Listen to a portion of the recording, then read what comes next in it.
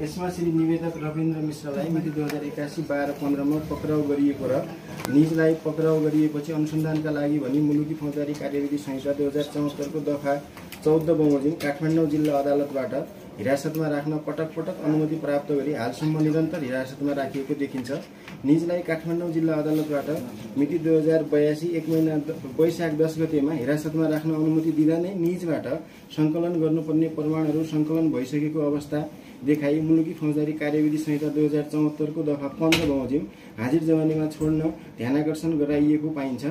हालसम्मको अनुसन्धान तहकिकातको अवस्थालाई हेर्दा निज निवेदकसँग सम्बन्धित अधिकांश प्रमाण संकलनको कार्य सम्पन्न भइसकेको देखिएको, थप प्रमाण संकलन गर्नुपर्ने भए सो बमोजिम संकलन गर्न पनि सकिने अवस्था नरहेको,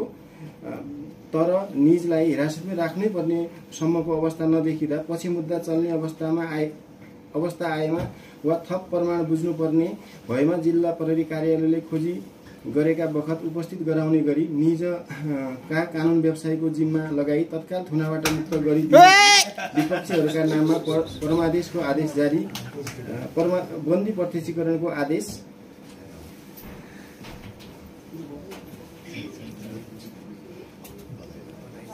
जारी गरिएको छ। आदेशको पूर्ण पाठ तयार हुन समय लाग्ने भएकोले यो संक्षिप्त आदेश जारी गरिदिएको छ। नियमअनुसार गर्नु।